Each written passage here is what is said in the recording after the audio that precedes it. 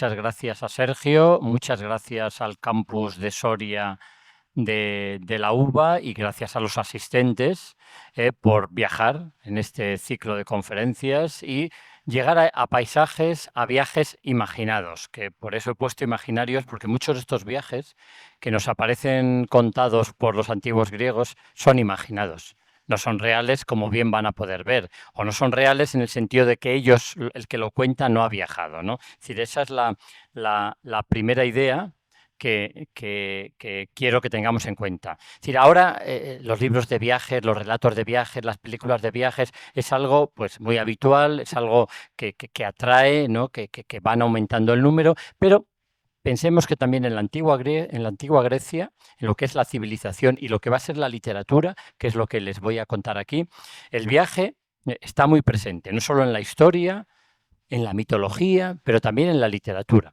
los relatos, ¿no? Además, viajes famosos, viajes ejemplares, viajes que han marcado modelos que luego se han seguido. Sobre todo en la literatura se ve muy bien toda esa tradición, ¿no? Y nos enseñan, o podemos ver, cómo estos hombres se enfrentan a ese mundo que está más allá de sus fronteras, a ese mundo que no han conocido. El mundo habitado, ya hablaré de ese término griego, muy utilizado para referirse a lo que ellos conocen. Y cómo cruzar esas fronteras era cruzar la frontera de la imaginación. Y esos relatos, por lo que he dicho antes, claro, no podían ser reales porque esos lugares no los habían podido ver. Bueno, esa idea es fundamental. Y después, este texto que será de una obra que comentaré al final, que es Luciano de Samosata, La historia verdadera o los relatos verídicos. Esta frase, o este texto, por lo tanto escribo sobre hechos que nunca vi, nunca me ocurrieron ni lo sé por otros. Es decir, me lo estoy inventando, es lo que dice, ¿no? Además, acerca de sucesos que nunca existieron ni pueden llegar a suceder. Por tanto, mis lectores no deben otorgarme menor crédito. Literatura de ficción es el comienzo de la literatura de ficción, de los viajes de ficción. Es decir, este es el antecedente más claro de Julio Verne, de esos viajes, porque en este autor, que veremos al final de esta exposición, nos vamos a encontrar con un viaje a la Luna. Y los griegos ya escribieron sobre un viaje a la Luna. Como Julio Verne tampoco fue a la Luna y escribió sobre ello, pues aquí tenemos un caso idéntico. Entonces ya partamos de esa idea de la ficción, pero eso nos va a permitir hacer un breve recorrido, porque va a ser muy breve, ¿no? Un breve recorrido sobre estos relatos griegos, donde vamos a ir viendo estos elementos. Claro, el viaje mítico. Bueno, hay que decir en primer lugar que la mayor parte de los viajes en la que son protagonistas los griegos o la antigua Grecia tienen un carácter marino. El mar. La comunicación en Grecia no era por dentro, no era por el interior, era por las costas, por las islas. Entonces son viajes marinos. El relato más conocido, que justamente está en la mitología, el primero que tenemos es el de Ulises, ¿no? De Odiseo, la Odisea. El gran relato, que es además el que va a marcar el modelo por el que va a seguir toda esta literatura occidental, ¿no? Ese largo viaje, ese periplo por el Mediterráneo, es ficción, es mitología, pero está reflejando qué era lo que conocían del Mediterráneo. Este viaje, cuando se ha estudiado qué hay debajo del mito, claro, el mito es una manera de expresarlo. ¿Qué islas había? ¿Por qué costas? ¿Qué estrechos? Que eran reales, claro. Es decir, que pensemos que aunque es mito, está indicando los viajes reales, los viajes de las colonizaciones de los griegos. Cuando los griegos empiezan ese proceso de colonización por el mar, hacia el oriente y hacia occidente, eso es lo que empieza a aparecer en la Odisea, porque la Odisea se compone precisamente ahí, cuando los griegos empiezan a viajar por el mar, que es como ellos lo hacían, no por el interior de momento. Entonces, ahí les pongo viajes de Dioniso, de Heracles, de Perseo. Los grandes héroes mitológicos también tienen viajes. Dioniso, ¿no?, es el que viaja hasta la India para extender el dominio, la cultura del vino, ¿no? Son el viaje mitológico desde Tracia, en el oriente, luego Tracia, en occidente, y después llega hasta la India. Y cómo vuelve en un viaje victorioso. Si leen la mitología de Dioniso van a ver ese viaje. Es un viaje en el que viene triunfante. Es el triunfo de Dioniso, que aparece en cuadros, representaciones. Es un viaje mitológico. Después de haber extendido lo que es eso, el cultivo del culto al vino, pero el cultivo de la viña.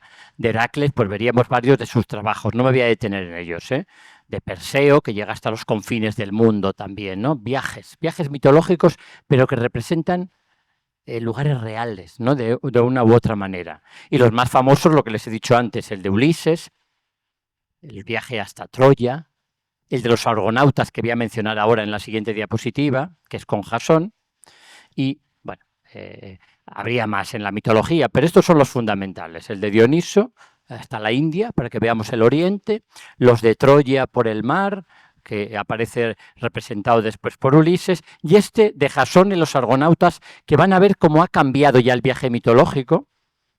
El de Ulises es todo por el mar.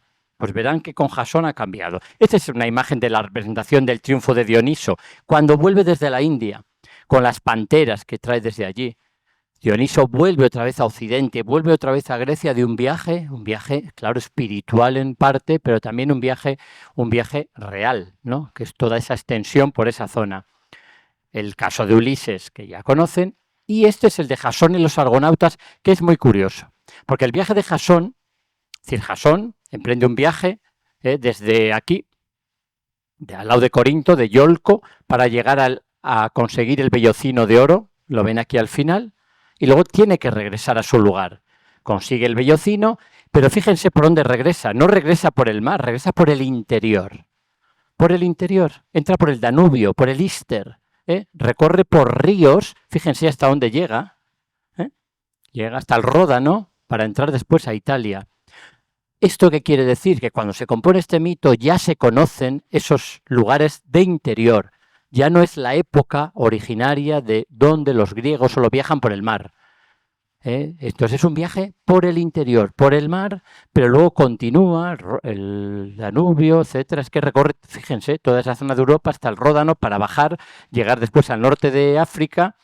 ¿Qué rodeo tiene que dar Jasón para regresar al punto de ahí? Pero está indicando un viaje. Entonces, si leen todo el relato en las argonáuticas de Apolonio de Rodas, pues ahí verán todo el recorrido que va haciendo por esos lugares, ¿no? Entonces es un viaje mitológico, pero está representando algo que ya conocían de alguna manera. Vale, el viaje histórico.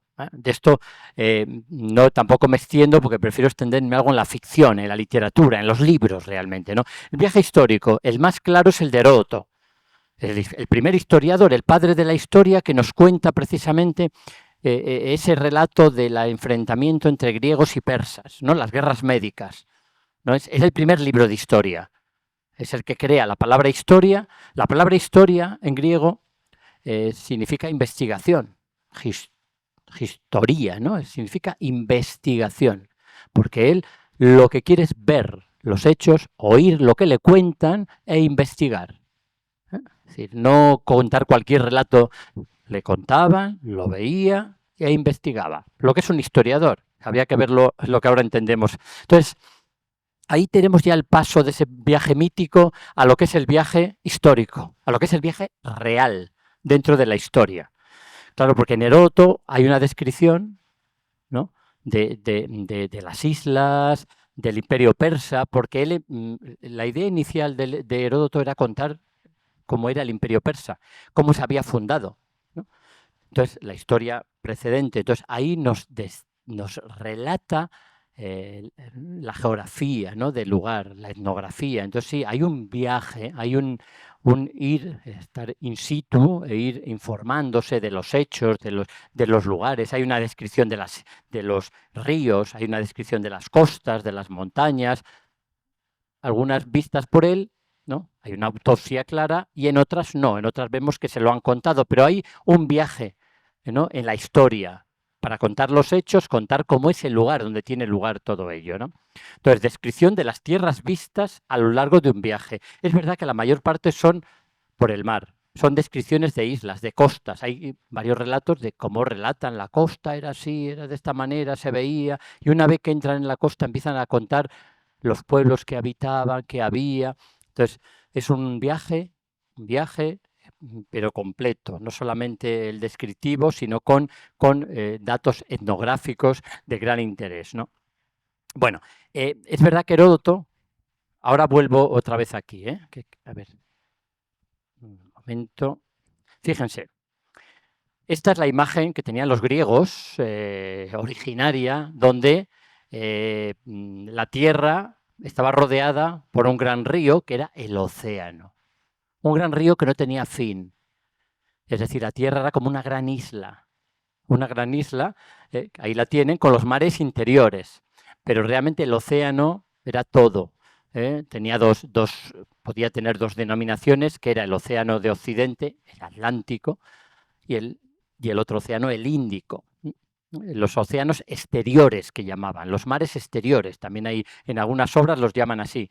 Entonces, fíjense, los interiores, el Mediterráneo, el Caspio, tal, pero era esta idea, ¿no?, de que había un río que rodeaba todo, ¿no? Y que qué había al otro lado de ese gran río. Esa es la gran pregunta que se lo plantean los grandes viajeros también.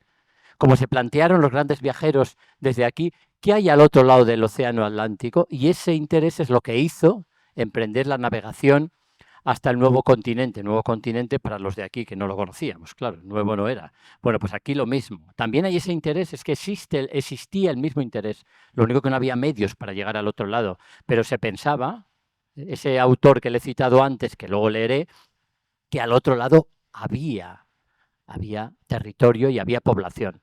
Sí, esa idea existía ya en el siglo II después de Cristo, ¿no? Bueno, pues tengan en cuenta esta imagen, porque esta es la que nos puede explicar algunos de estos viajes que son, bueno, imaginados o son reales, ¿no? Y en el que el caso de Heródoto es muy claro, ¿no? Cómo ahí vemos ya un viaje real, pero siempre está la mitología por detrás. Y ahí, fíjense, les he citado dos autores que son Ectesias, porque muchos de estos textos, Heródoto lo conservamos completo, ¿no? Pero Heródoto es un libro de historia. Pero tenemos libros de viaje, son fragmentarios. Son fragmentarios la mayoría, ¿eh? No tenemos textos completos, hablo los de Luciano, que luego le comentaré. Pues son textos fragmentarios. Existen traducciones al español, en Alianza Editorial, por ejemplo, tienen. En Gredos también hay alguna selección de estos textos fragmentarios, ¿no? Incompletos totalmente, fuera de contexto, pero que dan datos importantes de este sentido de la imaginación por dónde llega, ¿no? Este Ectesias de Ecnido habla sobre la India, pero nos planteamos, ¿llegó realmente a la India? Pues seguramente no fuera hasta la India. Entonces, ¿de dónde se enteraban de estos viajes? Pues de forma oral. Se transmitían relatos, él había leído de otros y componía esta obra. Es difícil que este llegara a la India igual que otros, ¿eh? Pero sí que hay o este otro autor que tienen debajo, Agatárquides de Cnido, sobre el Mar Rojo, el mar Eritreo. El Eritreo es el nombre griego de rojo, el pan rojo. ¿Estuvo en el Mar Rojo? Pues seguramente tampoco estuviera en el Mar Rojo, pero sí había leído relatos, sí había oído relatos escritos u orales, había escuchado sobre este tipo de viajes. Y luego la imaginación va por libre y eso iban creando toda esa idea, ¿no? O, por ejemplo, Dionisio el Periegeta. Periégesis es un viaje, ¿no? Viaje así en círculo, ¿no? Periégesis, ¿no?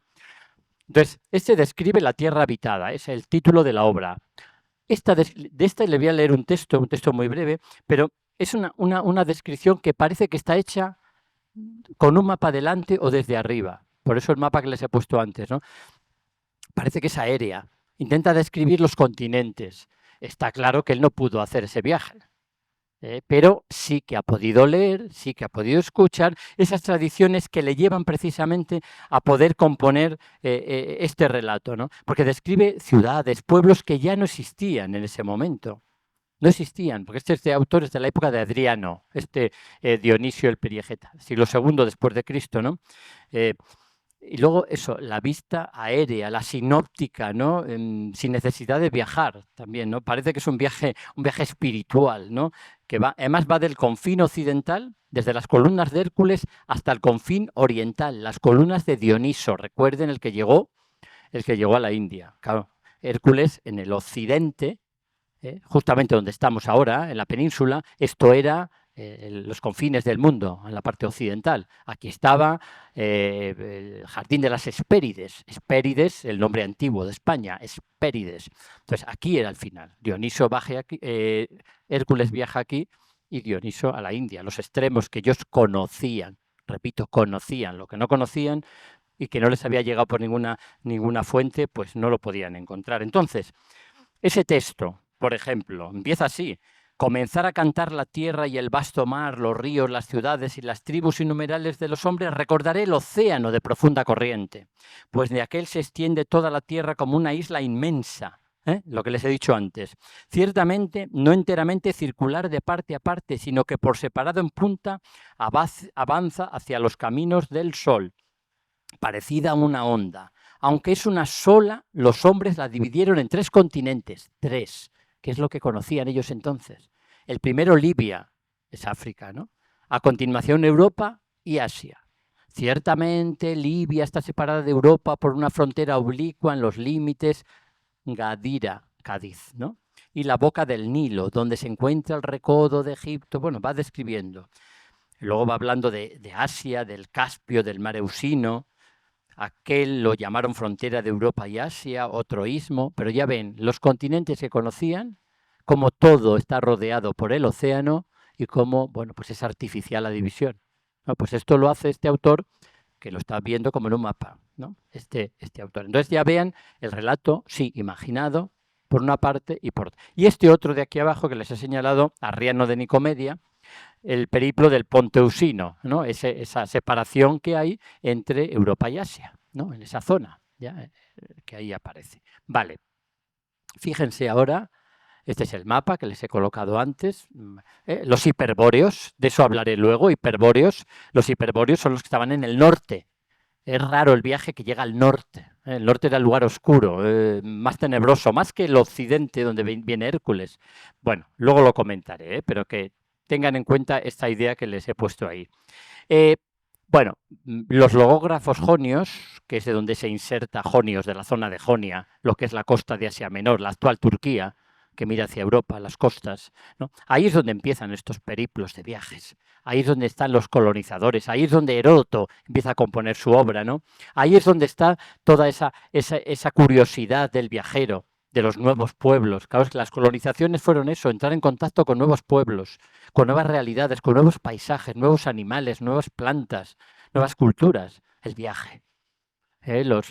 Con los colonizadores iban estos logógrafos, estos que escribían logos, discursos, relatos, ¿no? Entonces, experiencia real, especulación geográfica y también pura fantasía. Hay todo. Lo que uno ve, lo que le parece y lo que le cuentan, ¿no? Al final eso es lo que compone estos libros, ¿no? Que no los tenemos completos, salvo los que luego les voy a decir al final, pero que tenemos que partir de los viajes. Hay que viajar y relatar ese viaje, pero ese viaje no es un relato real, solamente habrá unos que les comentaré justo en la última diapositiva, pero todo va formado así. Hay también, en esto sí que no me voy a detener, pero que lo podía haber dicho antes, que es el viaje militar. Es decir, hay un viaje histórico en la literatura griega. Esto lo podemos leer en la literatura griega. El viaje histórico, el viaje mitológico y el viaje militar.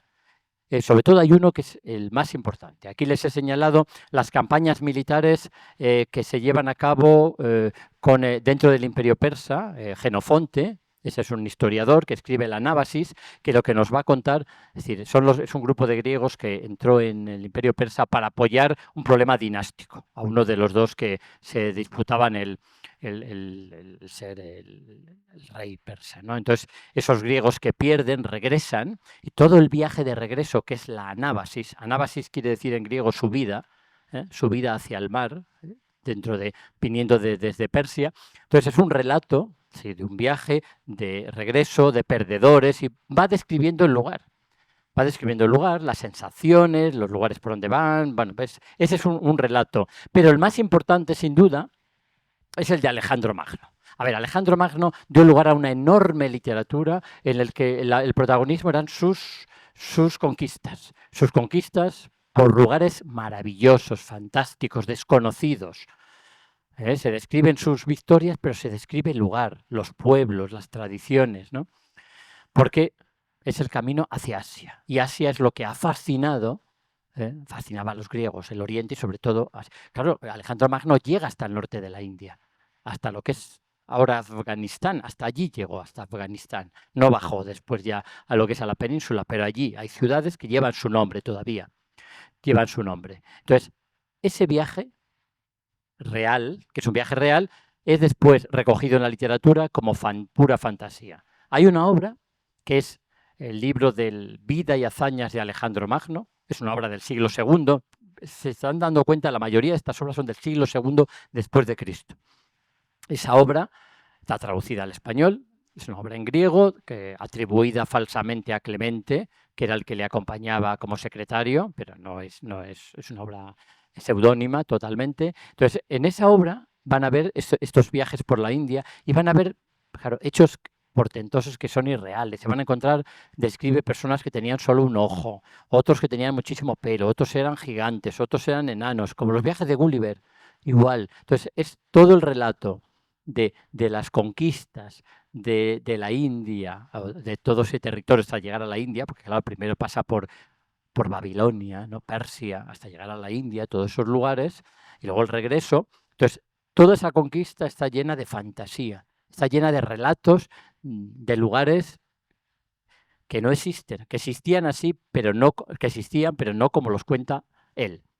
Va a hablar de ríos que se metían, o va a hablar de un lugar que era justamente, porque siempre estaba, en estos viajes hay un elemento que no le he mencionado, pero que está presente siempre, el viaje al mundo de los muertos, porque el mundo de los muertos es considerado un lugar real y tiene una entrada y una salida. Entonces hay veces que en estos viajes, Ulises, hay un momento en que llega al mundo de los muertos, ¿no? Ulises llega, Eneas en la Eneida también baja de mano de la Sibila al mundo de los muertos, ¿no? En el caso de Alejandro Magno hay un lugar donde también llega a algo que se abren unas montañas y que a partir de ahí se lo relaciona con profecías del final del mundo, de llegar al mundo de los muertos. Entonces, eso aparece en varios viajes como un elemento que lo completa, ¿no? Pero entonces el viaje militar, el de Alejandro Magno, es el modelo que luego se va a seguir en la literatura posterior. El libro de Alexandre en la literatura española, la Edad Media, pues lo que hace es recontar toda esta vida y hazañas de Alejandro Magno, incluidos sus viajes, ¿no? Incluidos sus viajes. Entonces lo tenemos como modelo de un viaje, pero un viaje que fue real, pero que luego se recoge de manera ficticia los acontecimientos. Y bueno, ahí tienen los viajes de Alejandro Magno. Claro, es que fíjense todo lo que hace, el norte de África, la zona de Siria, Palestina, etcétera, y llegando hasta aquí. Entonces, todo esto, por estos lugares, zonas desconocidas, montañas, un clima, personajes, animales, plantas, todo eso llama la atención y, sin duda, es lo que da lugar a que, pues esto vaya en aumento, ¿no? Bien. Y el viaje literario, que es el que, digamos, más productivo y aquel donde se mezcla lo anterior, pero ya con un fin de evasión, de literatura, de lectura, ¿no? Y que busca, tiene otra finalidad, porque coincide justamente este viaje con este tipo de literatura de viajes, con lo que consideramos esto no lo he soltado, ¿no? Se oye, ¿no? Sí, con la literatura de evasión. Es decir, la novela es el último género que crean los griegos. Es decir, los griegos son los creadores de los géneros literarios, de la épica, de la lírica, del drama, pero la novela es el último, surge muy tarde y surge a la vez que está surgiendo en Roma. Es decir, que la novela no es exactamente una creación peculiar, original griega, pero sí que adquiere unos modelos que no los tenemos exactamente en Roma. Es decir, que es un género, yo diría que lo crea más bien Roma, pero se mezcla con esto. Entonces hay novelas de viajes fabulosos. Es decir, hay como una tipología dentro de los... una que es de viajes fabulosos, que viene en la vida de Alejandro Magno, que les he contado antes, es considerada una novela, aunque es historia también. La de Sucesos Increíbles de Jan Bloch, que de eso voy a hablar ahora, Maravillas de Más Allá de Thule, que ahora les hablo, y de La Historia Verdadera. Voy a hablar de esos dos últimos, no de esos tres, perdón. Y luego hay novelas de reencuentros azarosos, que no voy a hablar de él, pero también todos están llenos de viajes, ¿eh? Todos son viajes por el mar. Todos. La de Apolonio de Tiro es una interesantísima, es la que da lugar el libro de Apolonio de la literatura española, es esa también, es ese modelo. ¿no? Y las novelas románticas, la novela bizantina tradicional, la española o la griega, de donde procede, es una novela de viajes. Es una novela de viajes. Viajes por el mar, también por islas, por lugares desconocidos, ¿no? Llenos de fantasía. Y luego, bueno, las novelas cómicas, que es una parodia de literatura de viajes, Satiricón de Petronio, pero de eso no, no me centro ahora. O sea, las novelas románticas, como les he dicho, las novelas de amores, la novela bizantina, en todas pasa lo mismo. Una pareja, están enamorados y hay una serie de peripecias que los hacen separarse. Separan a los amantes y tienen que hacer viajes por lugares desconocidos, islas, siempre está el mar. Y ahí naufraga el barco, se pierden, cree que ha muerto, luego aparece, pierde la memoria. Son todas iguales, pero todas por el mar. Piratas por todos los sitios, ¿no? Barcos que se hunden, ataques, los llevan como esclavos a un lugar, luego regresan a otro, ¿no? ¿Ve? Separación, naufragios, piratas, reencuentro. Ahí tienen las obras, las efesiacas, las etiópicas, bueno, todas son aventuras y viajes. Y la novela bizantina española, las del siglo XV y XVI, pues es eso, son viajes, son pesadísimas, porque van a un sitio, van a otro, y no acaban, y no acaban. Al final se encuentran los amantes, pero después de un periplo, todo lleno de viajes, fantásticos, claro. Y cuanto más fantasía, mejor. Bueno, pero es que eso es la literatura de viajes, ¿no? Ese tipo de relatos que ahí aparecen. Y aquí les he señalado estas dos, o estas tres, ¿no? de manera más breve, que son quizá las más curiosas. Son esa tipología de la novela de viajes fantásticos. Esta obra, Historias increíbles de más allá de Thule. No sabemos lo que es Thule. El lugar no está localizado. No está localizado. ¿No? De Diógenes, Antonio Diógenes. ¿No? Esta obra, fíjense que les he puesto, tiene dos elementos muy característicos, les iba a leer, pero está ahí puesto, sí. Dos elementos, que es el viaje al norte, que ya les dije antes que no suele haber mención al norte, a ese lugar, ¿no? Porque es un lugar desconocido, es un lugar que solo está en la memoria mítica, ¿no? El norte, nadie ha llegado al norte. Entonces se le conoce como el país de los hiperbóreos. Bóreas es el aire del norte. Hiperbóreo porque está todavía más arriba del norte. Entonces es un lugar que aparece en la mitología, es donde Hércules va al país de los hiperbóreos a traer la rama de olivo que luego la va a colocar en Olimpia y va a ser uno de los símbolos de los Juegos Olímpicos, los Juegos Deportivos, ¿no? El país de los hiperbóreos. También es donde Dioniso va un tiempo, mientras Apolo está en Delfos, se van turnando, va al país de los hiperbóreos.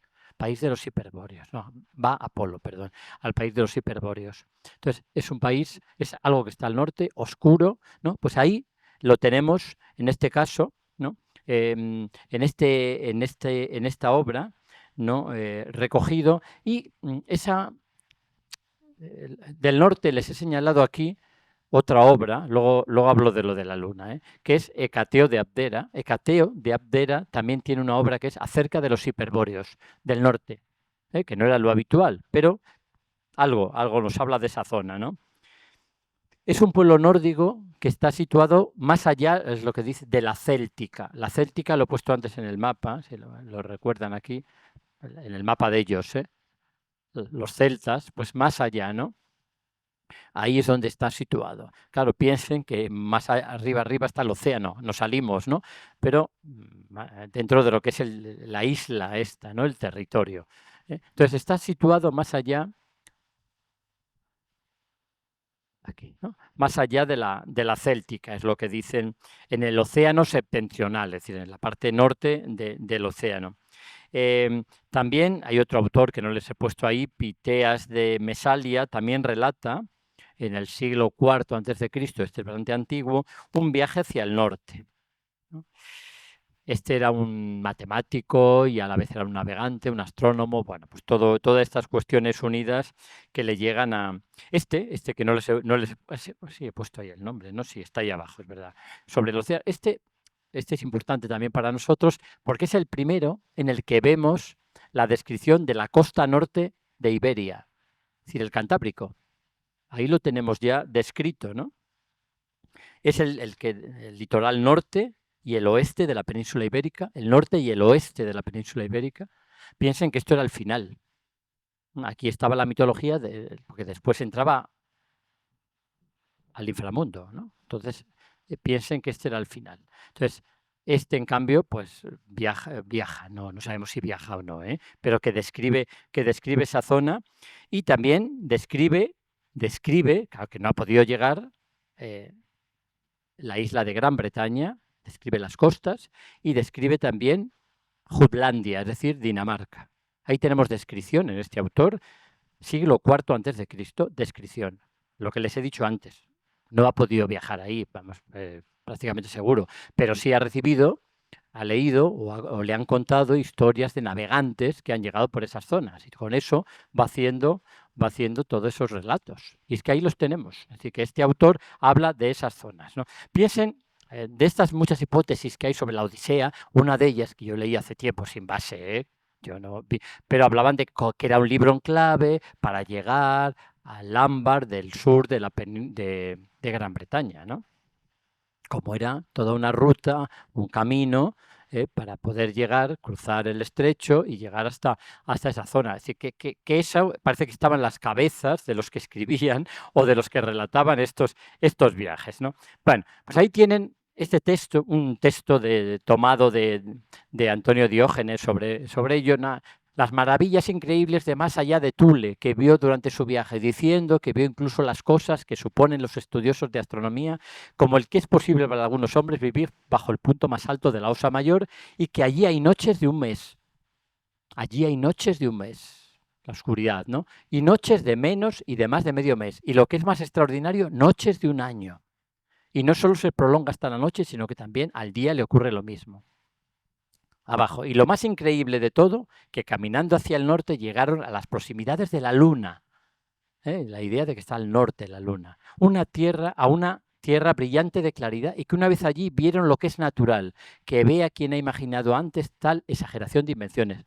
Fíjense la frase. Que vea quien ha imaginado antes tal exageración de invenciones. ¿No? Invenciones. ¿Es real? ¿No es real? Llegar a la Luna. Toda esa historia. Luego contaré y esta otra obra, Sucesos increíbles. Fíjense los nombres. A ver, en muchos casos son paródicos. Luego, como veremos, ¿no? Tradición utópica que remonta a Platón. Platón tiene también viajes, en alguna de sus obras, el Timeo. Es donde aparece la primera mención a la Atlántida. Platón no ha ido a la Atlántida o a estos lugares, pero eso existía, ¿no? Entonces nos habla de ellos. Son viajes utópicos, de lugares que no existen, ¿no? Que no existen, o al menos de los que no hay certeza. Aquí lo curioso es que habla de una isla en el Ecuador, en la zona del Ecuador, una isla que se le ha identificado con Ceilán, se la ha identificado también o con Sumatra o con Bali. Bueno, esas son identificaciones que han hecho los estudiosos de estos textos, que está. Claro, ahí no han podido ir. Un griego no ha podido llegar a esos lugares, pero sí alguien, comerciantes, que ha llegado a un sitio, han contado una historia, le ha llegado al otro y lo han podido relatar. Isla cerca del Ecuador, aquí tiene el texto. Desde niño, tal, se había entregado al comercio, viajando a través de Arabia hacia la zona de las especias. Él y sus compañeros de viaje fueron atacados por unos piratas y fueron llevados a la costa de Etiopía. Estaban por la zona de Arabia, fueron llevados a Etiopía, vamos bajando, ¿no? Después de navegar por el amplio mar y ser azotados por tormentas, llevados a la isla que les había sido anunciada, que era de forma redonda y tenía un perímetro de casi 5.000 estadios. ¿Qué lugar es ese? Bueno, en su país el aire es muy templado, ahora habla cómo era esa isla. Pues habitan en el Ecuador y no les importuna ni el calor ni el frío. Además, en su región la estación de los frutos cuenta con plenitud de fuerzas durante todo el año.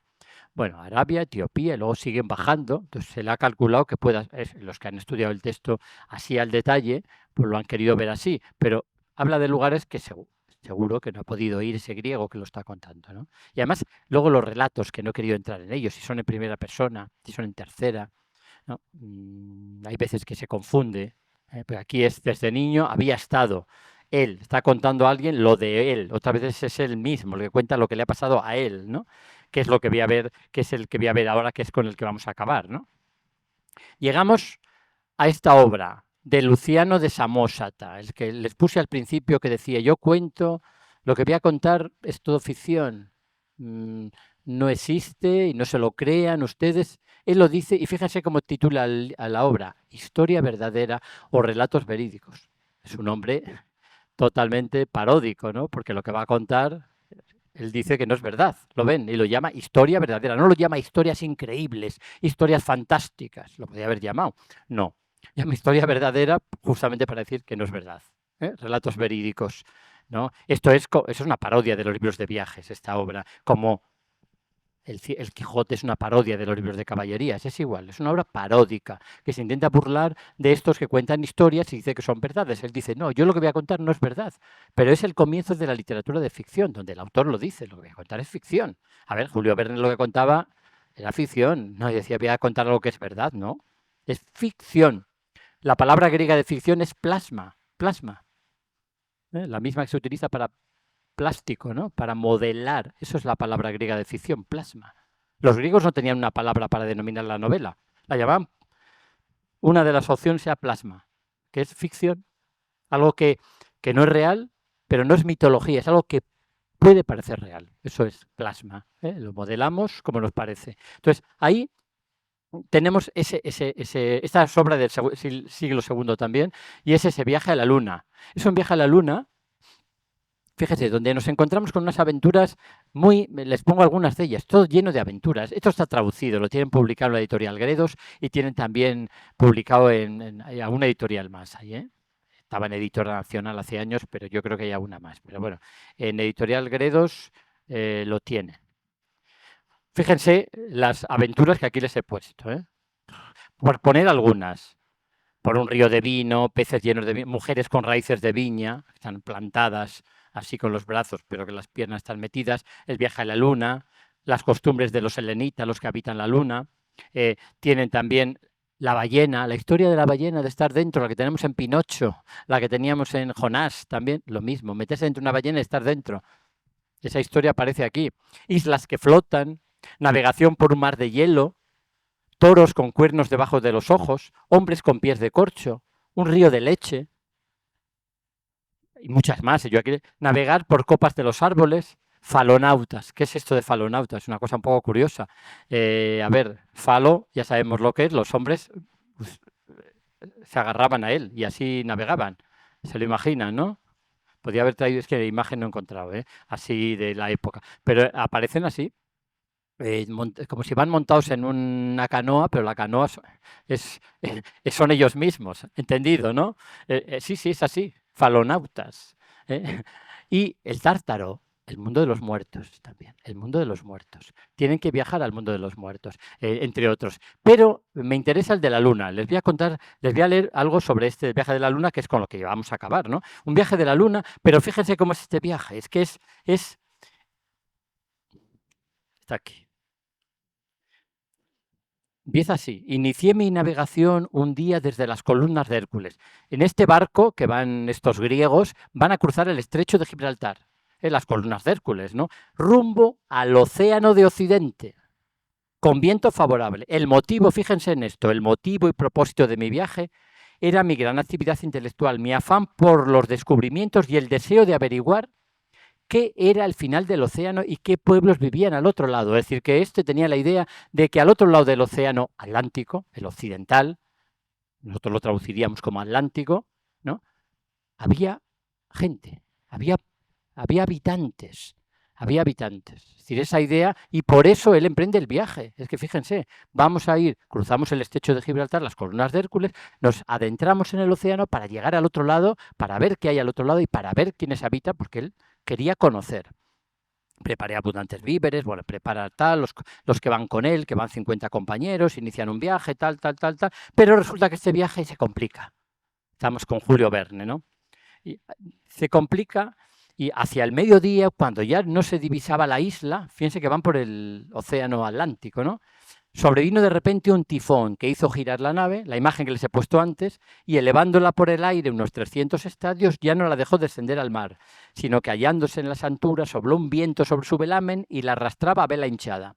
Por 7 días y otras tantas noches viajamos por el aire. El barco va por el aire. Y el octavo divisamos un gran país en el aire, como una isla luminoso, redonda y resplandeciente. Nos dirigimos allí, eso era la luna. Es decir, iban por el aire y acabaron en la luna.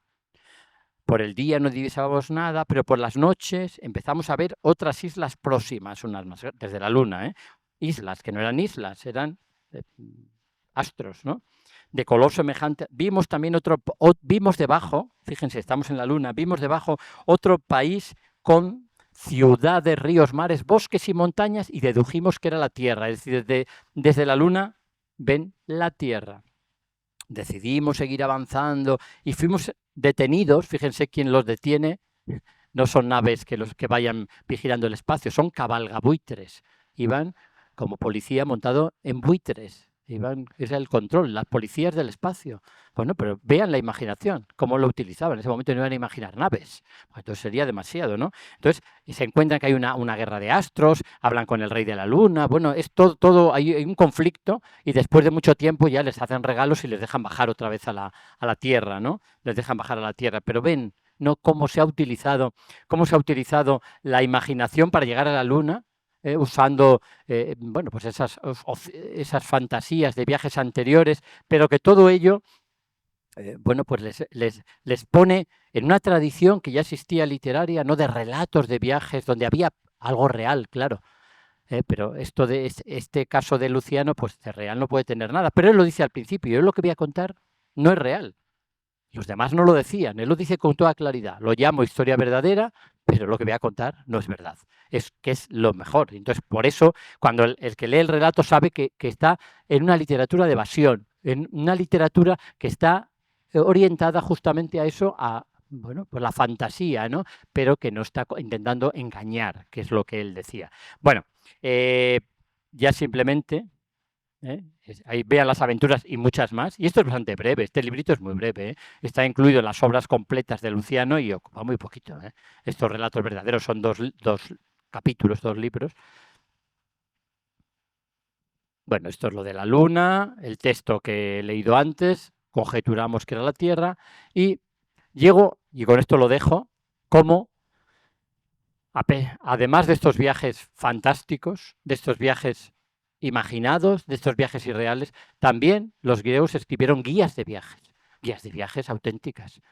Un libro de viajes, como ahora cuando vamos y bueno, podemos mirar ya por internet, pues si queremos comprar una guía de viajes, esto era una guía de viajes. Pausanias, este autor, que sí escribe una auténtica guía de viajes, que era el turismo por la Grecia occidental.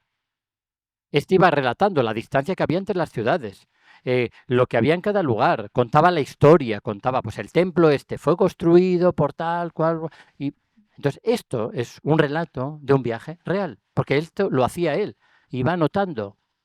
Esto lo tenemos traducido también al español y pueden ver, y se puede ver que es totalmente real porque los descubrimientos arqueológicos, sobre todo en el siglo XIX, cuando avanzan con los británicos y alemanes, utilizaban esta obra como guía para ir encontrando muchos de los yacimientos y de los lugares, y era real, era real.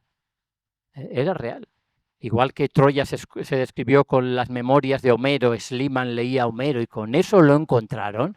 Bueno, en muchos casos, con el libro de Pausanias fueron localizando dónde estaba el templo, dónde estaba dónde estaba el palacio, porque eran reales. Entonces, con esto ya cerramos y esto es ejemplo de cómo, aparte de esos viajes que han obsesionado a los griegos desde el principio, desde la mitología, desde la primera obra que conservamos, que es la Ilíada, fundamentalmente después el viaje en la Odisea, no ha dejado de aparecer en la literatura de Occidente y cómo no solamente era lo imaginado, lo mitológico, sino que también era el libro de viajes práctico, la guía para conocer un pasado, porque claro, cuando escribe Pausanias ya han pasado siglos de la época clásica, ¿no? Entonces es volver a lo anterior, pero con datos científicos. Bueno, pues muchas gracias por la atención y si tienen alguna pregunta, quedo a su disposición.